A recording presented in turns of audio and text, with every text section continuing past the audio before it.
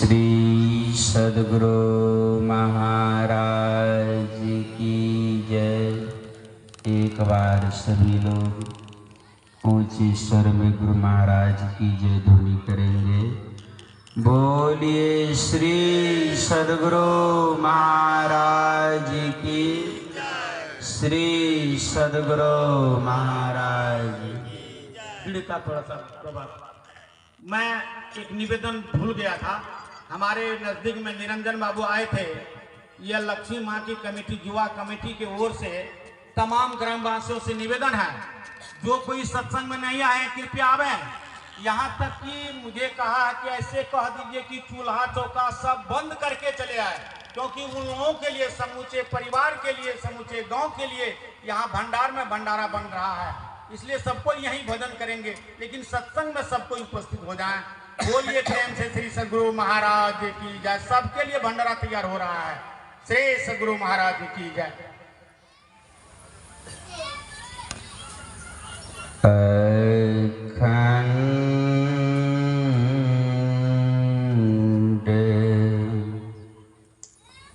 मंडला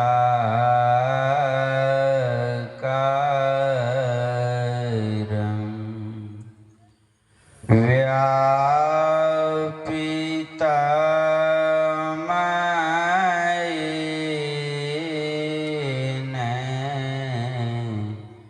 चराचरं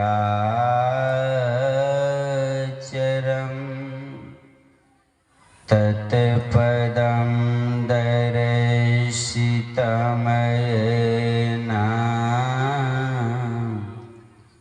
तस्मै श्री गुरुवे नमः। धन्य धन्य सतगुरु सुखदय, महिमा कही न जाय। जो कछु कहो तुम्हारे कृपा, मोते कछु न बसाय। बोलिए श्री सद्गुरु महाराज की।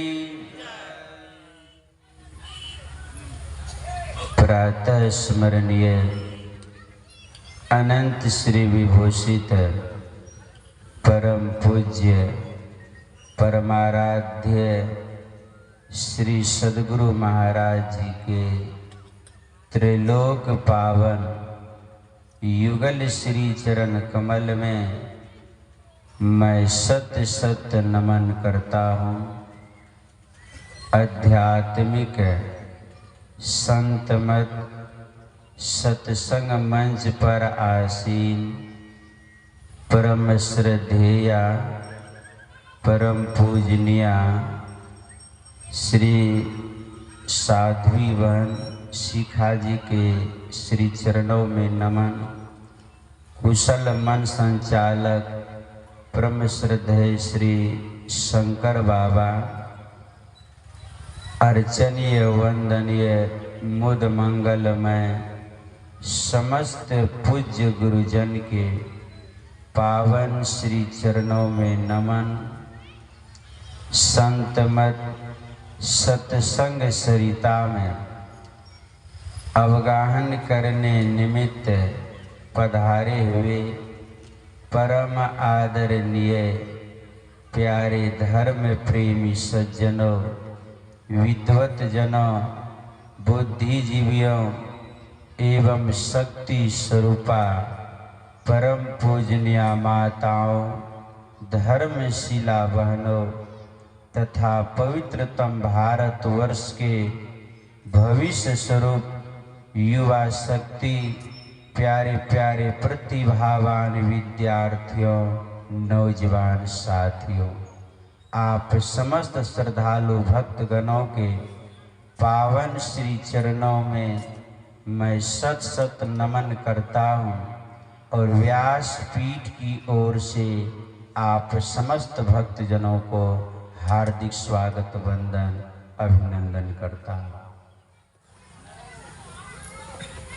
श्री श्री 108 लक्ष्मी पूजा समिति पोटरी के सौजन्य से त्रिदिवसीय ज्ञान यज्ञ समारोह का भव्य आयोजन किया गया, जिनके हम लोग अंतिम दिवस के प्रथम सत्र के पावन शुभ अवसर पर सद्गुरु महाराज जी के कृपा से हम लोग सादर उपस्थित हैं और परम पूज्य गुरु महाराज की असीम अनुकंपा से सर्वप्रथम प्रभाती आध्यात्मिक भजन कीर्तन से लाभ लिए। तत्पश्चात प्रातःकालीन ईश स्तुति, संत स्तुति, गुरु वंदना, सिद्धांत की पाठ, ध्यानाभ्यास के कार्यक्रम के उपरांत संत मत के नियम और संविधान के मुताबिक सत्संग योग प्रथम भाग से हम लोग तीसरे मंत्र का पाठ श्रवण कर रहे थे कि ओम प्रहंसा शस्त्री पलावगनो माछा मादस्तम विष गना अंगोशीनम पवमानम सखायो दुर्मसम प्रवदन्ति साकम। इस वेद मंत्र के द्वारा वेद भगवान इस शरीर में बसने वाले कांति स्वरूप आत्मा को उपदेश करते हैं कि हे जीवात्मा, किसी और को नहीं, आत्मा उत्तम और अचल समाधि के साधक, त्रिगुणादिकों को जो पार करने वाले, दूध में मिले हुए घृत को पृथक पृथक करने की सामर्थ्य जिसके अंदर वह परमहंस योगी हो। ये वेद के ऋषि कहते हैं जो पृथक करने के जिसके भीतर में सामर्थ्य वह परमहंस योगी कहलाता है। अर्थात जिस तरह दूध में मिला हुआ घृत है उसको मथानी प्रक्रिया के द्वारा मातृशक्तिगण दूध में समाविष्ट घी को अलग कर लेती है, उसी प्रकार ध्यान योग के उत्तम और महान साधक साधिकाएं ध्यान योग रूपी मथानी के द्वारा जड़ शरीर के अंतर्गत यह व्यापक जो चेतन है उसको पृथक कर लेते हैं, अलग कर लेते हैं, उसको परमहंस योगी कहते हैं ऋषि। कि जिस तरह एक हंस नाम की पक्षी होती है और वह पक्षी के सामने यदि आप एक कटोरा में दूध और जल मिला करके रख दीजिए तो उसके चोंच में ऐसी गुणवत्ता होती है कि जब वह कटोरे में डालती है तो वह दूध को पी जाती है और जल को छोड़ देती है।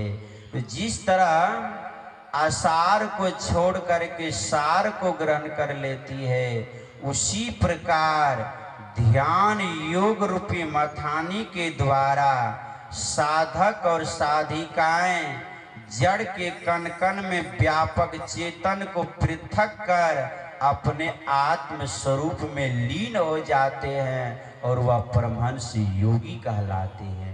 इसलिए ऋषि कहते हैं परमहंस योगी बनो। और यह योगी कोई गृह त्यागने से नहीं होता है, यह योगी कोई परिवार छोड़ने से नहीं होता है। इसलिए संत मत का यह अभियान नहीं है कि आप रोजगार, घरबार, परिवार को छोड़ करके भजन करें, जी नहीं। अर्थात हरि न भूलो, जग न छोड़ो, अरे भजन करो जिंदगानी में। दुनिया में तू वैसे रहना जैसे रहता कमल बीच पानी में। अर्थात ईश्वर को नहीं छोड़ना है और जग को भी नहीं छोड़ना है। भजन करो जिंदगानी में और दुनिया में वैसे रहना जैसे कमल रहता बीच पानी में, अर्थात जिस तरह कमल पुष्प की जड़ कीचड़ में होती है, किंतु सदैव कमल पुष्प जल के ऊपरी सतह पर ही होते हैं, उसी प्रकार शरीर और संसार में रहो, परिवार और समाज में रहो, लेकिन कमल पुष्प की भांति अपने सूरत को जो है इनसे परे रखो। इसलिए बाबा तुलसीदास जी महाराज ने कहा कि कर से करम करहु विधि नाना, सूरत राखहु जहाँ कृपा निधाना।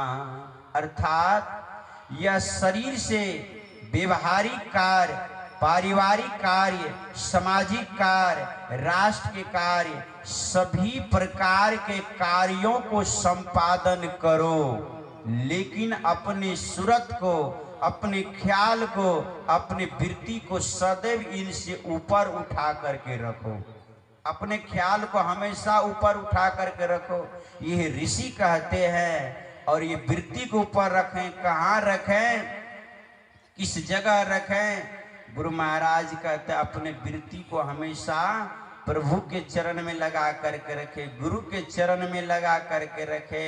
अर्थात तन आपका काम में और मन आपका राम में लगा हुआ है, ये हमारे ऋषि कहते हैं। इसलिए परमहंस योगी बनो, क्योंकि जब तक जड़ से चेतन को आप अलग नहीं करेंगे तब तक शांति की प्राप्ति नहीं हो सकती। क्योंकि वर्तमान काल में आप जड़ के संग में मिल करके जड़ बन गए हैं। जिस तरह एक बाल्टीन जल लीजिए, उसमें आप चीनी या नमक डाल दीजिए, घुल करके वह चीनी पानी में मिल करके पानी हो गई। क्या चीनी का नाम, रूप, आकार, आकृति कोई बाह्य पहचान रहा? चीनी का नाम, रूप, सब चीज अस्तित्व मिट करके वह पानी के संग में मिल करके पानी हो गई। उसी प्रकार यह जड़ शरीर के संग मिल करके यह चेतन भी जड़ बन गया है। ये जड़ बन बैठा है, ये जड़ बनने के लिए नहीं आया। ये जड़ शरीर में आकर जड़ शरीर के सौजन्य से, सहयोग से, ध्यान योग के द्वारा यह श्रेष्ठता और उच्चता और समाधि की अवस्था प्राप्त करने के लिए संसार में आया, लेकिन अटक गया जड़ शरीर में। इसलिए तो कहा कि सैर करने आया था, हे मुसाफिर तू यहाँ। या सैर करने आया, कुछ करने के लिए आया है। और करने के लिए क्या आया है? जन्म जन्मांतर से, अनादि काल से जीवों के जीवन में जो सबसे बड़ा महा दुख लगा हुआ है, आवागमन का चक्र, इसको मिटाने के लिए, इसको समाप्ति करने के लिए अंतिम चरण में अकारण स्नेह करने वाले परमात्मा ने दुर्लभ नर्तन तुझको प्रदान किया है। लेकिन इस नर्तन की मनमोहक सुंदरता और तुझ इंद्रियों के मलिन भोगों में इस तरह आसक्त हो गए कि सैर करने आया था, हे मुसाफिर तू यहाँ सैर करना, लौट सैर करके लौट जाना था, तुझको युक्त फिर वहां सैर करना लौट कर।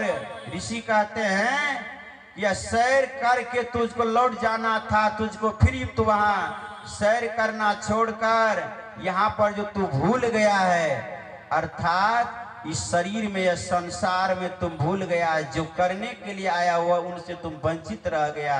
सैर करना भूल कर निज घर बनाकर टिक गया, याद कर अपनी देश की, तू परदेश में क्यों रुक गया? ये परदेश में रुक गया। यह शरीर एक प्रदेश है, यह संसार एक प्रदेश है, तुझको लौट जाना था वहां, लेकिन अपना घर की सुधि भूल करके तो यह शरीर संसार में भूल गया। गुरुवर कबीर देव कहते हैं, हंसा सुधि करूं आपन देश, अपना देश की सुधि करो। इसी बात को हम लोगों के आराध्य देव गुरु महाराज कहते हैं क्या कि जनी लिपटो रे प्यारे जग परदेशवा। यह संसार एक प्रदेश है, यह शरीर एक प्रदेश है और प्रदेश में स्वाभाविक रूप से कलेश होता है। कारागार में, जेल में कितना हो सुख सुविधा की व्यवस्था से आपको सुसंपन्न कर दी जाए, फिर भी प्रसन्नता की, आनंद की, वह सुख की अनुभूति आपको नहीं होती है, क्योंकि पराधीन सुख सपने होना है। पराधीन में रहने पर स्वप्न में भी सुख नहीं होती। इसीलिए कहते हैं गुरु महाराज कि जन लिपटो रे प्यारे जग परदेशवा, सुख कछु यहवा नाही, यहाँ कोई सुख नहीं है। यह परदेशवा काल को भेसवा, जोर आवे दुख पाही, सुधी करो हो प्यारे आपन देश के, जहवा कलेश कछु नहीं। जहाँ कोई कलेश नहीं, अपने देश की सुधी करो। अपना देश को भूल करके निज घर बना कर टिक गया, याद कर अपने देश की परदेश में क्यों रुक गए, परदेश में रुक गए हो। यहाँ क्लेश होती है, यहाँ पीड़ा होती है, यहाँ दुख होती है, क्योंकि जब तक आप कर्म मंडल के अंदर रहेंगे, जब तक आप शरीर के बंधन में रहेंगे, जब तक आप आवरण के बंधन में रहेंगे, तब तक आपको विविध प्रकार के दुख और संताप को भोगना ही पड़ेगा। जब आप ध्यान योग के द्वारा कर्म मंडल को जब आप पार कर जाएंगे, तभी तो कर्म बंधन से आपको मुक्ति मिलेगी, दुखों से छुटकारा मिलेगी। लेकिन परदेश में रुक, अपनी देश की सुधि करो। वह देश कहाँ है? वह देश कहीं आकाश में लटका हुआ नहीं, कहीं और नहीं है। वह देश अपना भीतर में ही है, वह अपनी वास्तविक स्वरूप है। वह अपनी स्वरूप में लौट जाना है, अपने आप में लौट जाना है। गुरु महाराज कहते हैं, तू उतरी परियोतम माही, पीव निःशब्द में, याही ते पड़ी गयो दूर चलो निःशब्द में। अर्थात तुम परम धाम में रहने वाले, परम धाम से जीव उतर करके यह जो शब्द मंडल में आ गया, शब्द मंडल से प्रकाश मंडल में आ गया, और प्रकाश मंडल से यह जीव अंधकार मंडल में आ गया। इसलिए अभी जब आंखें बंद करते हैं तो अंधकार मालूम पड़ता है। गुरु महाराज कहते कहाँ हो अभी? तो अंधकार में है। अंधकार मंडल में घना अंधकार भरा है, और इस अंधकार मंडल में रह करके जो देह त्यागता है वह दुर्गति में जाता है। गुरुवर कबीर देव कहते, दिन 10 नहीं हरवा खेली ले, निज सासुर जाना हो। सासुर तो जाना ही पड़ेगा, जो आए हैं वो जाएंगे ही। कहते एक ते अंधेरी कोठरी, तामे दिया न बाती हो। आंख बंद करते घना अंधकार, इस नगरी में तिमिर समाना, भूल भरम हर बार, एकदम भारी अंधकार भरा है, और इसी में अजीव राम बंद है। एक तो अंधेरी कोठरी, तामे दिया न बाती हो, बहिया पकड़ी जम ले चले, कोई संगी न साथी हो। बाह पकड़ के जम ले जाते, कोई संगी साथी है वहां क्या? कोई नहीं है। इसलिए अंधकार में पड़े हुए हैं और नाना प्रकार के दुख भोगते हैं। गुरुदेव कहते हैं अंधकार की कोठरी से निकलो, अपने देश की स्तुति करो। वह ऐसा देश है जहां पहुंचने पर किसी प्रकार का क्लेश नहीं होता है। महायोगेश्वर भगवान श्री कृष्ण कहते वह ऐसा देश है कि न तद भाष्यते सूर्यो, न शशांको न पावकः, यद गत्वा न निवर्तन्ते तद धाम परमम मम। अर्थात वह ऐसा धाम है, ऐसा लोक है, ऐसी जगह, ऐसा स्वरूप है। न तद भाष्यते सूर्यो, सूर्य अपनी प्रचंड प्रकाश से उनको प्रकाशित नहीं कर सकते, चंद्रमा प्रकाशित नहीं कर सकते। अर्थात सूर्य, चंद्रमा, तारा, ग्रह, उपग्रह, इन सब की पहुंच वहां पर नहीं है। वह ऐसा परम धाम जो स्वयं प्रकाशमान है, स्वयं शक्तिमान है, उनको किसी और की आवश्यकता नहीं। वह धाम ऐसा है, वह धाम में जो चला जाए तो लौट करके संसार में नहीं आते। इसलिए भगवान कहते हे अर्जुन, आ ब्रह्मभुवनात् लोका पुनरावृत्तिनो अर्जुन। अर्थात मर्त लोक से लेकर कोई ब्रह्मलोक चला जाए, शिवलोक चला जाए, देवलोक चला जाए, विविध प्रकार के जो कोई सकाम भक्ति करते हैं, सकाम भाव से जप ध्यान तीर्थ व्रत उपवास नेम टेम करते हैं, ये सारी सकाम भक्ति के शुभ परिणामों को भोगने के लिए मर्त लोक के उपरांत विविध प्रकार के ऊंचे लोक लोकांतर में चला जाए, लेकिन वहां जाने के बावजूद भी सदा रहना नहीं होता है। भगवान श्री कृष्ण कहते पुनरावृत्ति अर्जुन, उसको नीचे आना पड़ता। क्यों? क्योंकि जब तक उसके पास जब तप नियम व्रत पूजा पाठ उपवास की पुण्य होती है तब तक उसको रहने दिया जाता है, और जब उसकी पुण्य की पूंजी समाप्त हो जाती है तो फिर उनको वहां से नीचे की ओर धकेल दिया जाता है। भगवान कहते पुनरावृत्ति अर्जुन, उसको नीचे आना पड़ता है। भगवान श्री कृष्ण से अर्जुन पूछते ऐसी कोई विकल्प नहीं जो ऐसे लोग को, ऐसे सत्ता को, ऐसे पद को प्राप्त कर ले जो नीचे नहीं है? क्या वो है? चाहे संसार में कोई राष्ट्रपति बन जाए, एक दिन तो पद विहीन होना है। ये सब पद है, लेकिन एक का नाम है परम पद। परम पद पर जब जीव चढ़ जाता है उसको फिर नीचे लौटना नहीं पड़ता। भगवान श्री कृष्ण कहते आ ब्रह्मनाथ लोका पुनरावृत्ति नो अर्जुन किंतु मामु पेतु कौन्तेय। हे अर्जुन, जो मुझे प्राप्त कर लेता है, मुझे प्राप्त से जो अपने स्वरूप की प्राप्ति कर लेता है, जो अपने आप में लौट जाता है, जिसको अपने भीतर में आत्म साक्षात्कार हो जाता है, परमात्मा की साक्षात्कार हो जाता है, पुनर्जन्म न विद्यते, उसका पुनर्जन्म नहीं होता है। पुनर्जन्म तो उसका होता है जो सकाम भाव से जब भक्ति करते हैं।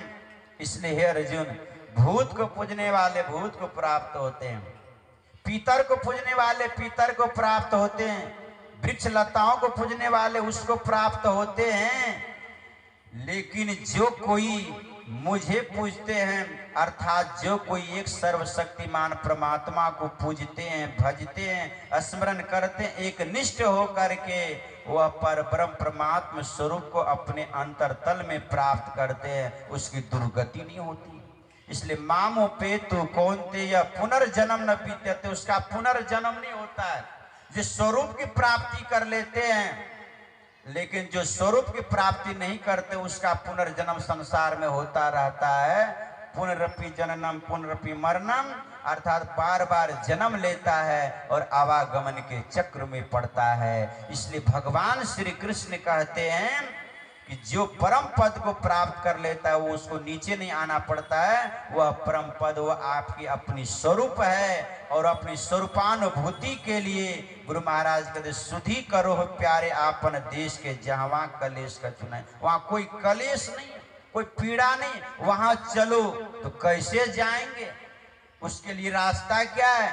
उसी के लिए एक अवलंब है, एक सहारा है, एक माध्यम है, जिसको कहते ध्यान योग। इसलिए संत मत का मौलिक अभियान और प्रचार जो गूढ़तम है वह ईश्वर भक्ति सदाचार और ध्यानाभ्यास है। इसलिए बड़े कम सिद्धांत गुरु ध्यान और सत्संग की बड़ी महत्ता बाबा देवी साहब ने कही है। इसलिए उसके लिए ध्यान है, इसलिए ध्यान करें। इसलिए ऋषि कह रहे हैं, ध्यान बिंदु उपनिषद से हम लोगों ने पाठ सुना कि यदि शैल समम पापम विस्तीर्णम बहुयोजनम भिद्यते ध्यान योगेन नान्यो भेद कदाचन। अर्थात कई योजन तक पहाड़ के समान यदि फैला हुआ पाप हो आपका पूर्वकृत, तो वह ध्यान योग से नाश हो जाता है। अर्थात ध्यान के अलावा और कोई साधन उनको नाश करने वाला नहीं है, वह ध्यान योग। कितनी शक्ति है ध्यान में कि ध्यानात नश्यन्ति पापानि, ध्यान सर्व पापों को नाश कर देती है। ध्यान में इतनी शक्ति है, इसलिए ध्यान सबको करनी चाहिए। इसलिए ध्यान करने की भी चीज है और ध्यान रखने की भी चीज है। व्यवहारिक क्रियाकलाप जीवन में जो ध्यान पूर्वक प्रत्येक कार्य करते हैं उसी का ध्यान होता है। इसलिए ध्यान रखने की भी चीज है और ध्यान करने की भी चीज है। इसलिए सबको ध्यान करना चाहिए। ध्यान का अलावा और कोई विकल्प नहीं है। जिस तरह गुरुवर कबीर देव कहते हैं कि कबीर संगत साध की हर और की व्याधि। कि सदगुरु कबीर देव बोलते साधु की संगति करने से हर और की व्याधियों का हरण कर लेते। वह व्याधियां क्या है? व्याधि माने रोग, पीड़ा, दुख, कष्ट, क्लेश। वो व्याधि क्या है? एक होती है शारीरिक व्याधि, दूसरी होती है बौद्धिक व्याधि और तीसरी होती है मानसिक व्याधि। शारीरिक व्याधि क्या है?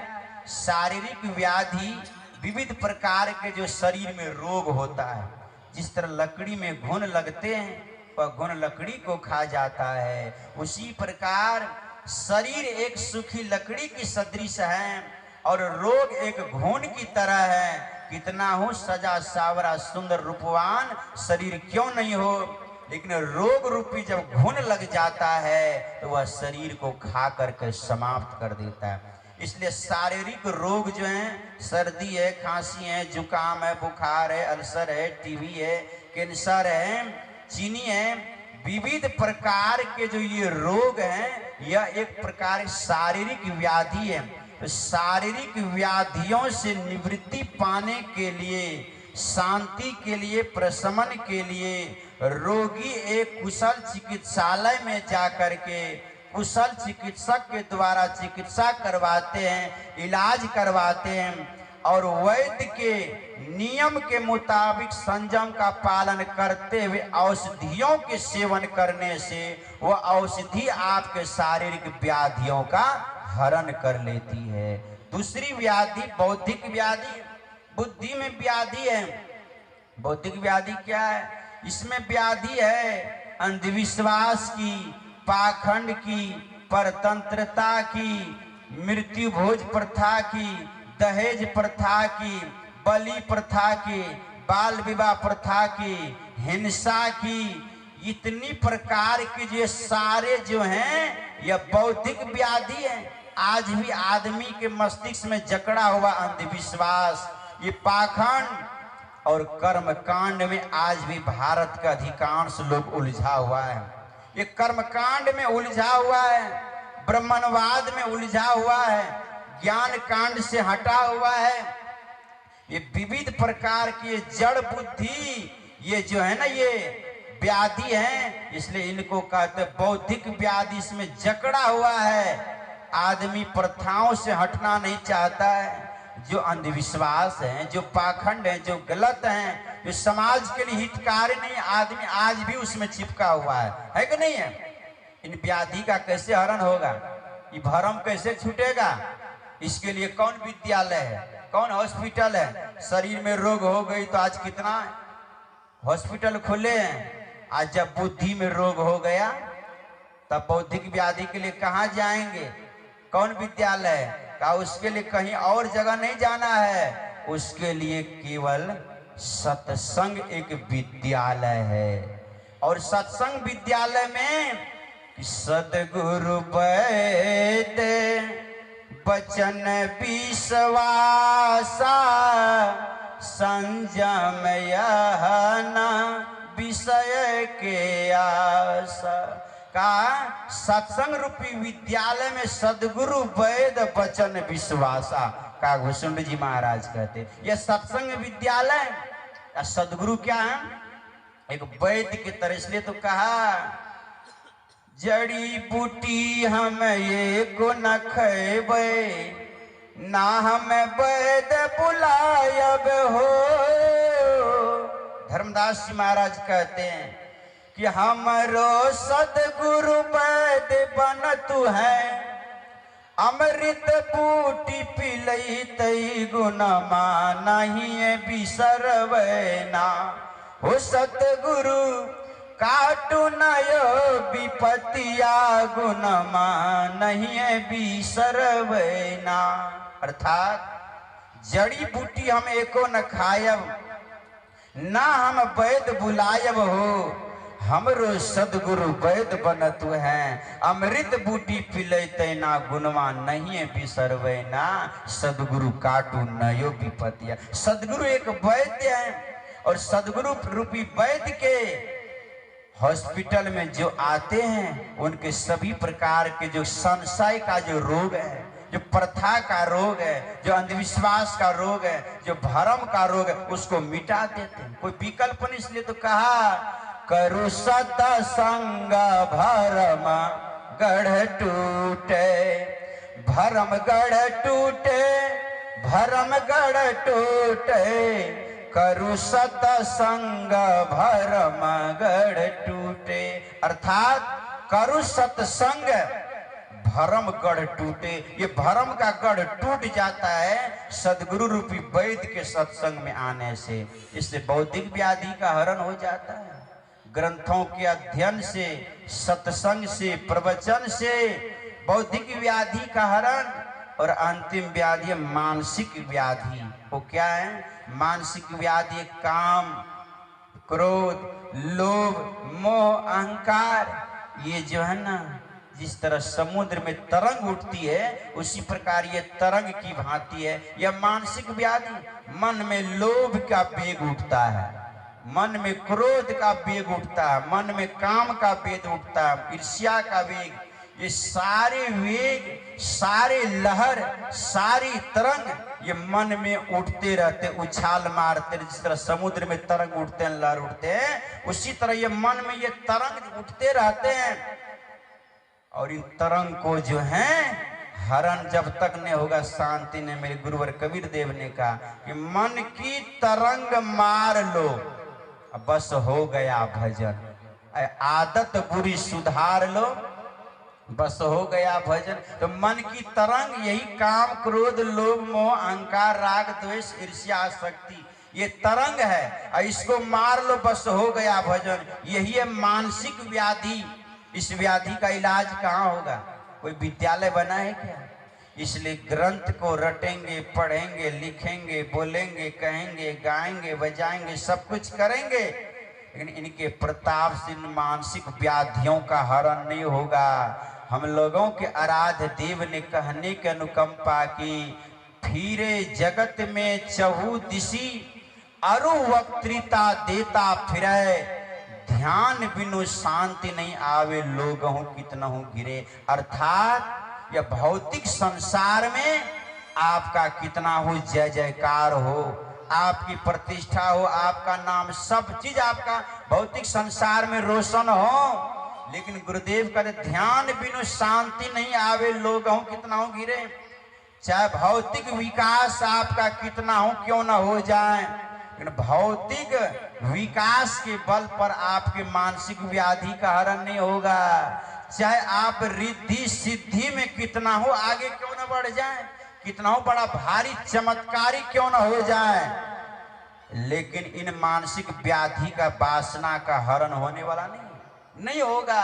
क्योंकि रावण जो था ना, वह चमत्कारी था, लेकिन रावण सदाचारी नहीं था। रावण चमत्कारी था, लेकिन रावण सदाचारी नहीं था। नाश हो गया ना। इतने बड़े चमत्कारी, कितने रिद्धि सिद्धि का चमत्कार के वर्णन उनकी लिखी गई है। इन सब होने के बावजूद भी क्या उनके भीतर से वासना मिटी, कामना मिटी, इच्छा गई, स्प्रिय आ गई, मन की तरंग मिटी? नहीं मिटी, वह लगा रहा।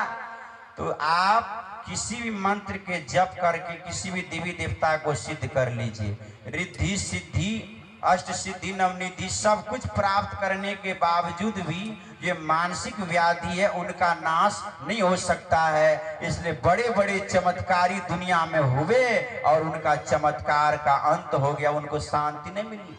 आज भी अनेकों ईश्वर के अवतार चमत्कारी बन के संसार में घूमते हैं, फिरते हैं और चमत्कार दिखलाते हैं, लेकिन गुरु महाराज ने कहा, संत मत का बयान है कि अगर असली कोई चमत्कार है तो असली चमत्कार सदाचार है, दूसरा कुछ नहीं। सदाचार ही असली चमत्कार है।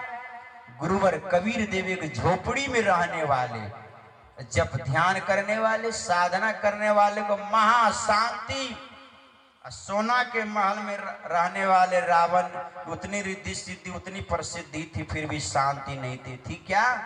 इसलिए काम, क्रोध, मद, लोभ की जब लग घट में खान, क्या मूर्ख क्या पंडिता, दोनों एक समान हो गए, दोनों कोई अंतर नहीं रहा। इसलिए रावण विद्वान था, लेकिन रावण ज्ञानी नहीं था, रावण विद्वान था।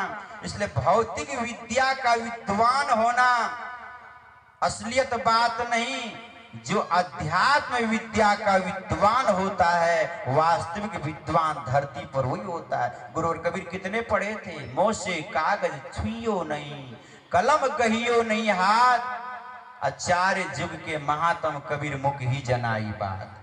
कभी कागज नहीं पकड़े, विद्यालय नहीं गए, लेकिन कितने बड़े ज्ञानी हो गए। आज सदगुरु कबीर की वाणी भारत ने संपूर्ण विश्व में गूंज रही है। इसके वाणी पर बड़े बड़े शोध रिसर्च हो रहे हैं। कहां से प्राप्त किए?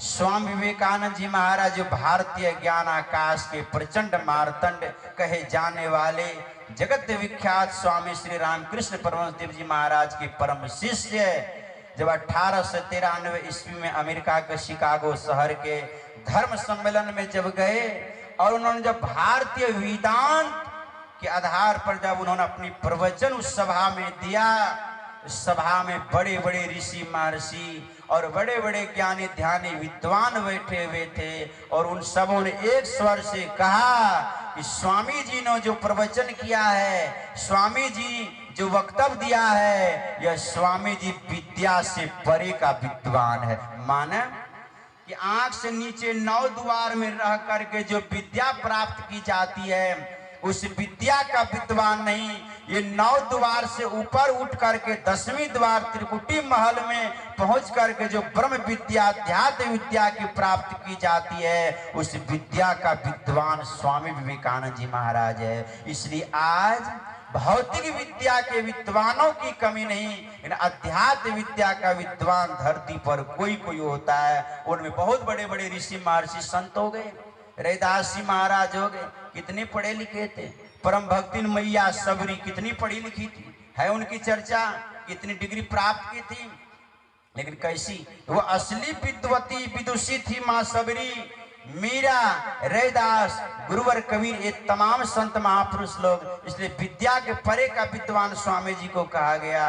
वह विद्या की प्राप्ति आंख से ऊपर 10वीं द्वार में पहुंचने पर होती है, और वही असली विद्वान होता है। इसलिए रावण भौतिक विद्या के विद्वान थे, शास्त्रों के विद्वान थे, लेकिन अध्यात्म विद्या ब्रह्म विद्या का विद्वान रावण नहीं थे। वो चमत्कारी थे, उनका नाश हो गया, लेकिन सदाचारी नहीं थे। गुरु महाराज कहते जो सदाचारी होगा उसी को जीवन में कल्याण की प्राप्ति होगी। इसलिए सारे लोग सदाचारी बनो, चमत्कारी नहीं बनो, चमत्कारी का कल्याण नहीं होता है। इसलिए गुरु महाराज चमत्कारी बनने के लिए नहीं, गुरु महाराज ने सदाचारी बनने के लिए कहा, सुचाचारी बनने के लिए कहा, शिष्टाचारी बनने के लिए कहा। इसलिए सारे लोग सुचाचारी बनो, शिष्टाचारी बनो, सदाचारी बनो, लेकिन चमत्कारी नहीं बनो।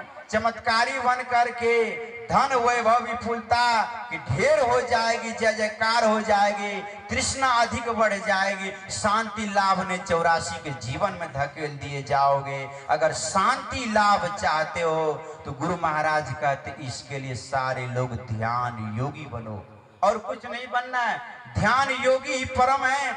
इसलिए कहा रोगी नहीं भोगी नहीं योगी बनो रे, योगी बनो योगी बनो योगी बनो रे, रोगी नहीं भोगी नहीं योगी बनो रे, रोगी नहीं भोगी नहीं योगी बनो रे। अर्थात रोगी नहीं बनना है और भोगी भी नहीं बनना है, तब योगी बनो रे। और उनमें भी कौन योगी? तन को जोगी सब करे। गुरुवर कबीर देव कहते मन को करे न कोई, और जो मन को जोगी करे तो सहजे सब कुछ हो। इस मन को जोगी बनाओ। इसलिए अवधू माया तजी न जाई, गिरी के तजी के बिस्तर बांधा, बिस्तर तजी के चेरी, लड़का तजी के चेला किन्ना, तहुमति माया घेरी, अवधू माया तजी न जाई। घर को तो माया छोड़ दिए हैं, आश्रम की माया नहीं छूटती है। अब मठ के आचार्य बनने के लिए, महंत बनने के लिए, मठाधीश बनने के लिए विवाद होती है, लड़ाइयाँ होती है। साधु महात्मा बने हुए लोग भी मामला लेकर के कोर्ट पहुंचते हैं, प्रशासन के पास जाते हैं। अरे शांति के स्वरूप संत महात्मा लोग, अब महंत बनने के लिए, आचार्य बनने के लिए आज तो जिस तरह इलेक्शन होती है ना, जिसके ज्यादा बहुमत सरकार उसी की बनेगी, जीत उसी की होगी ना। उसी तरह मठ में अगर 2-4 साधु हैं, जिस साधु अगर साधु के जोग भी नहीं है लेकिन चलती है, बनती है, दबंगता है, आवाज है, पैसा है, पहुंच है, सब चीजें, उसकी बहुमत महंत वही बनेगा। अब बगल में कोई कितना हो बड़ा चरित्रमान वैरागवान महान साधु है, उसको नहीं बनने देगा। आज तो चुनाव वाली बात हो रही है, इसलिए तो गुरुवर कबीर ने झकझोर करके कह दिया, सदगुरु कबीर जैसा कहने वाला स्पष्टवादी संत इस विश्व में दूसरा कोई न हुआ होगा। गुरुवर कबीर ने कहा, रे कंचन तजना सहज है, सहज त्रिया का नेह, मान बड़ाई ऐसना दुर्लभ तजनाए। गृह छोड़ना सहज है, परिवार छोड़ना सहज है, सब छोड़ के भाग गया। लेकिन लड़का तजी के चेला की ना तोहमती माया घेरी, बेटा की ममता छोड़ दिया लेकिन चेला की ममता नहीं छोड़ते हैं। कुछ गुरु ऐसे होते हैं कि शिष्य के मोह में पड़ करके उचित अनुचित का सही समय में निर्णय नहीं कर पाते, भारी अनर्थ हो जाता है, ममता में पड़ जाता है। का बेटा की ममता छोड़ के चेला की ममता फंस गया।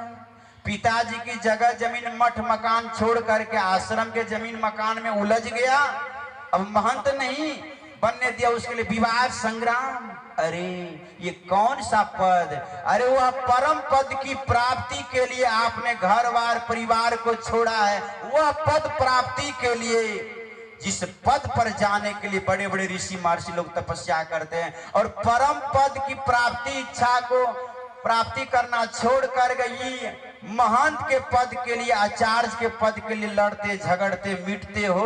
तुम्हारे भीतर में कहाँ अध्यात्म ज्ञान हुआ, कहाँ श्रद्धा हुई, कहाँ ललक हुआ? तुम भौतिकवादी हो गया, तू संसारी हो गया। तुम्हारे भेष साधु सन्यासी के है लेकिन तुम्हारा मन जोगी नहीं है, मन तुम्हारा तो भोगी बना हुआ। इसलिए गुरुवर कबीर ने कहा, काम तजे तो क्रोध न जाई, क्रोध तजे तो लोभा, और लोभ तज अहंकार न जाई, मान बड़ाई शोभा। का एक को त्यागता दूसरा पकड़ लेता है, तीसरा पकड़ लेता है। कहा असली बैरागी कौन?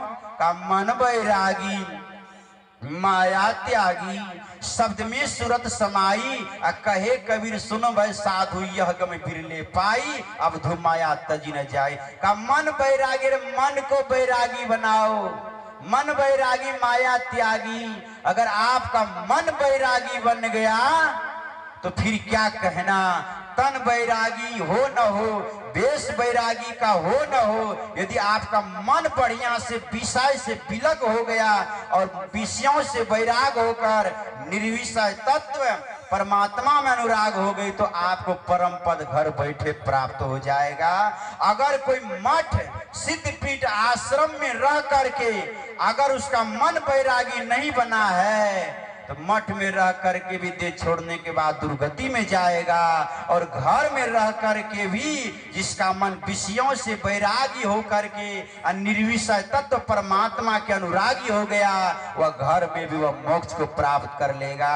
इसलिए मोक्ष की प्राप्ति वन जंगल मठ आश्रम की महत्ता नहीं, वो आपके भीतर की जो अनासक्ति की भाव रखता, आपके त्याग पर निर्भर करता है, आपकी साधना पर निर्भर करती है, आपकी योग्यता पर निर्भर करती है। इसलिए गुरु महाराज कहते जीवन बिताओ स्वावलंबी, भरम भाड़ी फोड़ी कर, संतों की है ये आज्ञा में ही मात धर छल छोड़ी कर। अर्थात स्वावलंबी जीवन बिताओ, कर्म योगी बनो, भागो नहीं, दौड़ो नहीं। कहाँ जाओगे भागकर?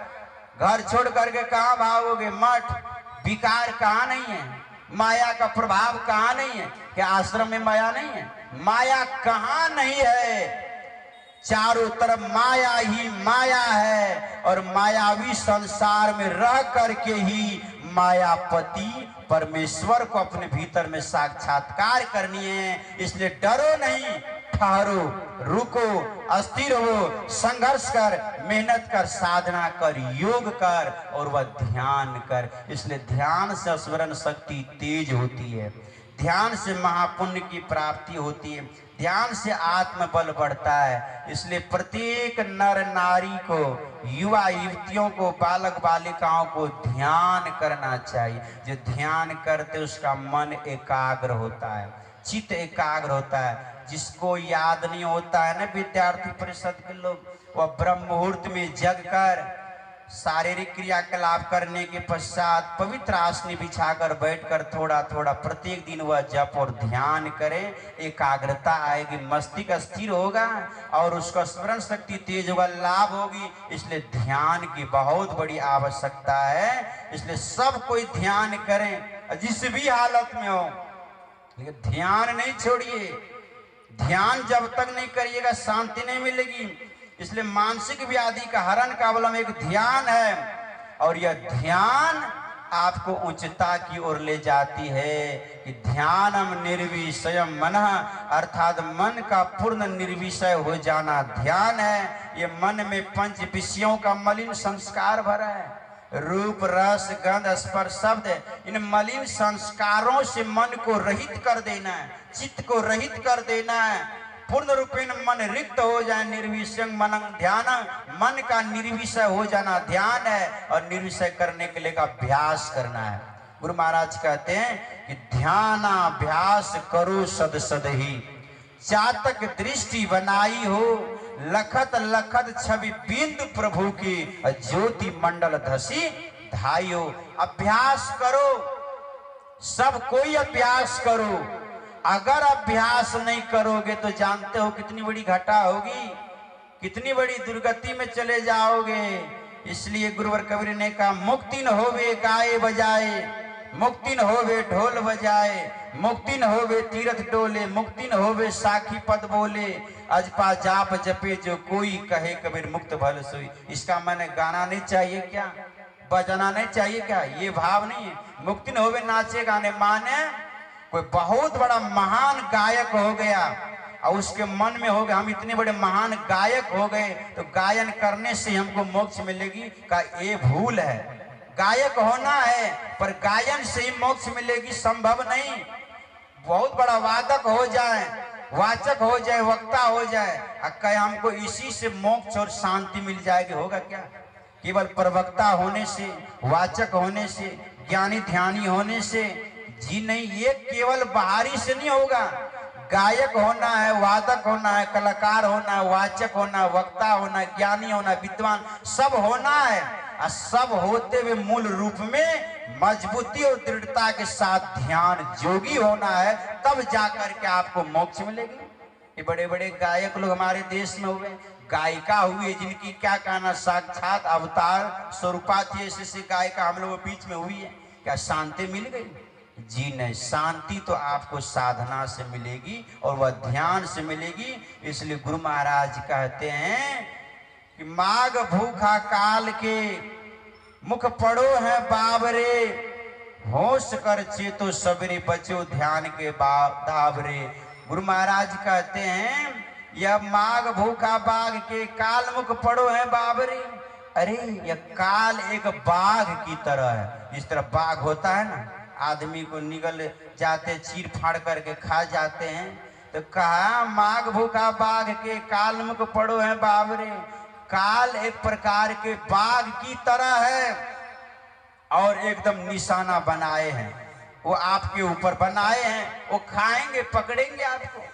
गुरु महाराज कहते काल मुख से निबुकी भागो, ध्यान के बल भाई रे, ऐसो अवसर खोई हो तो रोई हो पछताई रे। अर्थात काल के मुख से, दुख के मुख से, आवागमन के मुख से अगर छुटकारा चाहते हो तो करो क्या? ध्यान के द्वारा उससे निवृत्ति पालो। अगर ऐसा अवसर खोई हो तो रोई हो पछताई रे। अगर ऐसा अवसर को तूने खो दिया तब क्या होगा? ये जवानी है 2 दिन की सपना, ढूंढ लो कोई महबूब अपना। अगर ये जवानी ढल गई तो हाथ मलमल के रोना पड़ेगा। जिंदगी एक किराए का घर है, एक न एक दिन निकलना पड़ेगा। अब मौत जब तुझको आवाज देगी तो घर से बाहर निकलना पड़ेगा। तो हाथ मलमल के रोना पड़ेगा ना। ऐसा अवसर खोइयो तो रोइयो पछताए, पछताओगे। गुरुवर कबीर देव कहते गुरु के न चिन्ह रे नर मरबे तू बौराई के, बौरा के मर जाओगे। कोई काम देने वाला नहीं होगा। ये अवसर को नहीं खो, बड़ा दुर्लभ से अवसर मिला। आचार्य प्रवर श्री धर्म स्वरूप साहब जी महाराज ने एक पंक्ति लिखी है कि कैसा सौभाग्य यह नर्तन मिला है, कर ले सत्संग भजन तो भला है। कैसी सौभाग्य नर्तन मिला है, ऐसा अवसर मिला है। और गुरु महाराज कहते खोगे तो रोगे। आज समय को दुनिया में लोग खो रहा है। समय किसको नहीं भगवान दिया, कमी क्या है? क्या सबको समय दिया है। यह समय को कोई योग में गमा रहा है, यह समय को कोई भोग में गमा रहा है, यह समय को कोई निंदा में गमा रहा है। बैठ गए दो चार आदमी 2-2 घंटा तो दूसरी की चुगली निंदा में समय को बिता दिए। चलिए न सत्संग सुनने के लिए, फुर्सत नहीं है। निंदा करने के लिए, चुगली करने के लिए, शिकायत करने के लिए, दूसरों को लड़ाने झगड़ाने के लिए, शिकायत करने के लिए समय है, लेकिन सत्संग करने के लिए, जप करने के लिए, ध्यान करने के लिए, आया स्तुति करने के लिए समय नहीं है। गीता पढ़ने के लिए समय नहीं है, लेकिन दूसरों की पाप गाथा को पढ़ने के लिए समय है। अब विचार करिए, समय तो सबको दिया, लेकिन समय को गंवा रहे। इसलिए साईं स्वामी जी महाराज ने कहा, अरे मन सोच ले केवल, भजन गाने से क्या होगा, समय का मोल न जाना, पछताने से क्या होगा। उन्होंने कहा समय का मोल न जाना, पछताने से क्या होगा। का यदि समय का मोल नहीं जाना तो पछताने से तुझको कुछ होने वाला नहीं। इस समय बड़ा महत्वपूर्ण है। इसलिए गुरु महाराज कहते हैं कि ऐसो अवसर खोई हो तो रोई हो पछताए रे, रो करके पछताओ कोई काम नहीं देगा। इसलिए ऐसा समय और ऐसा नर्तन को हम विषय के भोगों में न गमावे, इंद्रियों के भोगों में न गमावे। गुरु महाराज कहते इंद्रियन के भोग गुरु कहते हैं रोग, करा देते वियोग भजो सतगुरु। ये इंद्रियों का भोग एक रोग है। गुरु के शरण में आएंगे, इनसे करा देंगे वियोग, और परमात्मा से करा देते हैं संयोग। ये है गुरु की महिमा। इसलिए गुरुवर कबीर देव ने कहा, दुनिया के लोग बावरे होकर माया में पढ़ करके, विषय में पढ़ करके समय और सुंदर शरीर को गंवा रहे। इसलिए कहा कि सोई सोई के हो, सोई सोई के, सोई सोई के हो, सोई सोई के, नरतनमा गमैला हो, सोई सोई के, नरतनमा गमैला।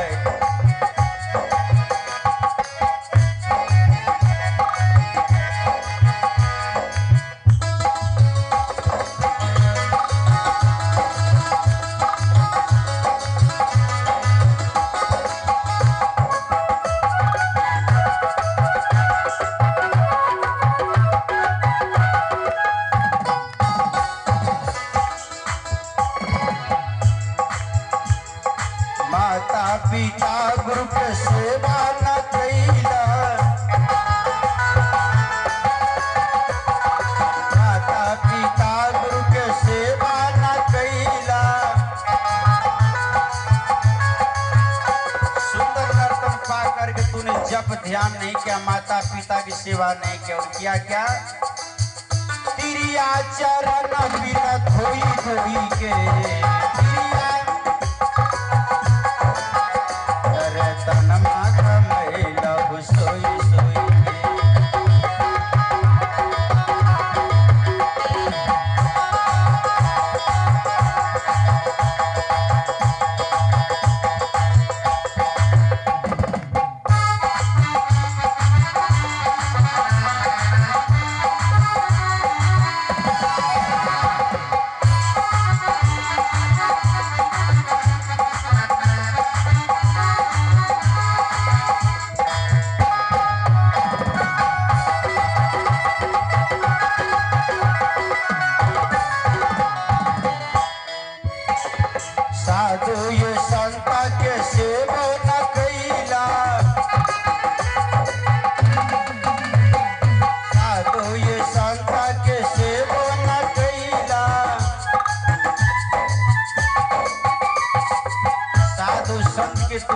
सेवा नहीं किया, चरण में बंदगी नहीं की। और गुरुवर कबीर देव कहते उनके लिए तूने कभी भी धन का सदुपयोग नहीं किया। और धन को तूने क्या किया? अरे वेशिया के धना देला ढोई ढोई के। नाच में, ड्रामा में, ऑर्केस्ट्रा में, अप्सराओं में, मदिरा में, मांस में, जुआ में ढो ढो करके आदमी मुंह मांगा बिन मांगे अपार धन का योगदान दे। सत्संग, भजन, कथा, कीर्तन, साधु सेवा, माता पिता वगैरह के लिए धन उनके पास नहीं, वो दरिद्र हो जाता है। गुरु कभी ठोकर कहते हैं अज्ञानियों, अरे वेशिया के धना देला ढोई ढोई के। वेशिया के अरे धनमा कमैला सोई सोई के।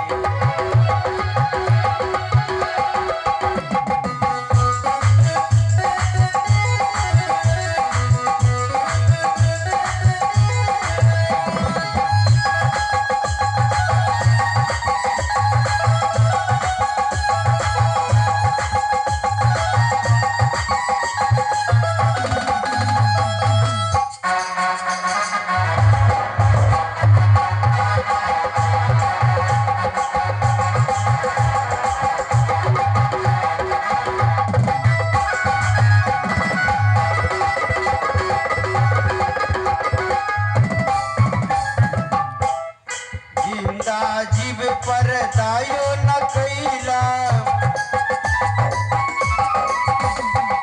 जिंदा जीव पर दायो न कैला। जिंदा जीव पर दया नहीं किया। जिंदा माता है, पिता है, गुरु है, साधु है, संत, उस पर दया नहीं। जिंदे पशु पक्षी वगैरह प्राणियों पर, वृक्षों पर दया नहीं, करुणा नहीं। और अरे माटी के मूर्ति पूजे तू रोई रोई के। मिट्टी के मूर्ति के आगे रोते हैं, बिलखते हैं, छरते बजरते हैं, प्रणाम करते, विलाप करते हैं। जो मूर्ति हिलती डोलती बोलती कुछ कहती नहीं है। और जिंदा मूर्ति माता पिता गुरु सदगुरु संत वगैरह कभी पूछते नहीं, वार्ता नहीं, सेवा नहीं, भक्ति नहीं, कोई भाव नहीं। और मिट्टी की जड़ मूर्ति के आगाड़ी इस तरह विलाप प्रार्थना करते। गुरुवर कबीर देव कहते दुनिया क्या ज्ञानियों की दशा देखो। अरे माटी के मूर्ति पूजई छतु रोई रोई के। ए रोई रोई के नर धन माता महला।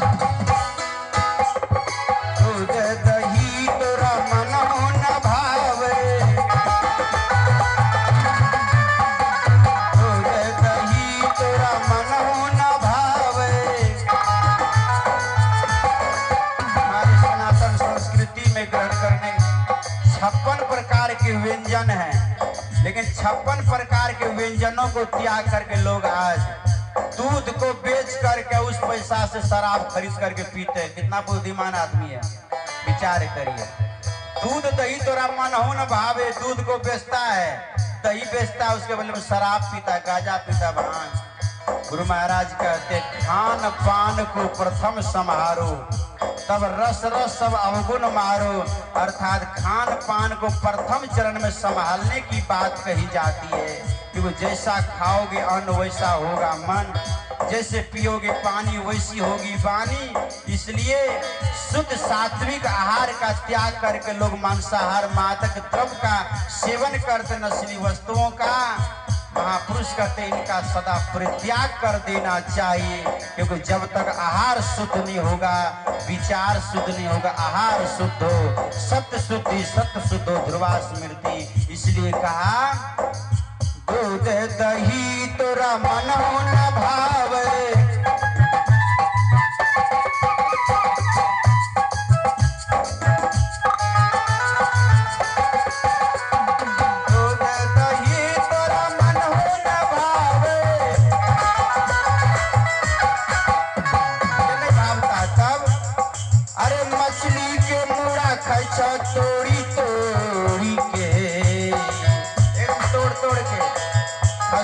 बकरा है, गला को रेत देते एकदम कटकता पूर्वक। आगे काली माँ उसको कहते हो माँ, माँ के आगे गला को रेतते हो खसी बकरा। वो केवल मनुष्य की माँ है, वो पशु की माँ नहीं है क्या? वृक्ष लताओं की माँ ने, वो जगत जननी जगदम्बा, वो जगदम्बा है कि राक्षसी है जिसके आगे तुम गला रेत रहे हो? माँ है। माँ के कलेजा का टुकड़ा होता है बाल बच्चा। वह जगत जननी को बदनाम किए जा रहे हो। अरे वह जगत जननी को राक्षसी नहीं बनाओ, पिचासनी नहीं बनाओ। जहाँ गला रेती जाती है खून की धार, वह मंदिर नहीं, वह कसाई खाना है। और मंदिर को कसाई खाना बनाकर कहते हो माँ जगदम्बा भवानी की मंदिर है, मंदिर को कसाई खाना बना रहे हो। ये कसाई खाना न बनाओ मंदिर को। इसलिए कहा मंदिर को मंदिर रहने दो, किसी जीव की हत्या नहीं करो, अहिंसा परमो धर्म का पालन करो। बलि प्रथा महारोग है, कंठी लेकर दीक्षा लेकर के भी जीव हत्या करते हैं, चढ़वा देते, बलि देते हैं। यह घोर अपराध है। जीव हत्या कभी भी नहीं करनी चाहिए, किसी भी हालत में अहिंसा धर्म को अपनाओ। इसलिए कहा अरे मछली के मोड़ा खचा तोड़ी तोड़ी के, मछली के नरमा कमैला सोई सोई के।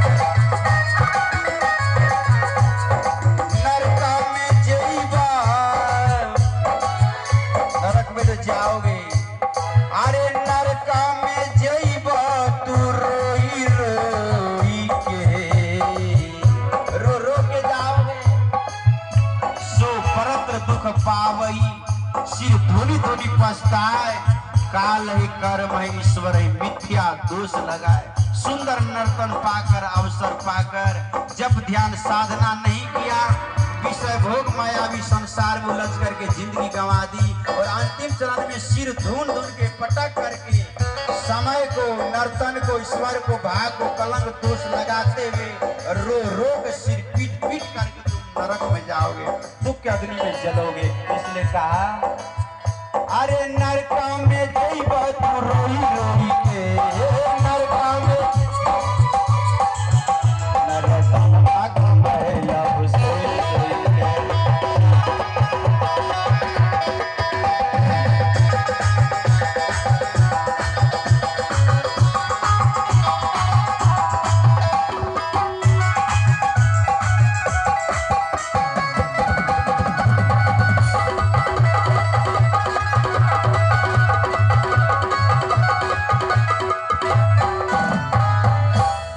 तनमा गमैला तू सोई सोई के अर्थात सो करके तूने गंवा दिया।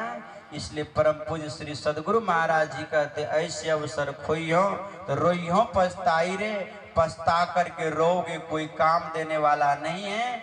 इसलिए मूल रूप में गुरु महाराज कहते हैं मास फागुन मस्त हुई के किए बहुत बनाव हो, ऊंच महलन जटित मनिगन सुख तब हो नहीं पाव हो। कुल भल अरु रूप भल अरु त्रिया भल पायो सही, ध्यान बिनु शांति नहीं मिले स्वप्न हो कहीं। सब चीज अनुकूल मिलने के बावजूद भी स्वप्नावस्था में भी ध्यान के बिनु शांति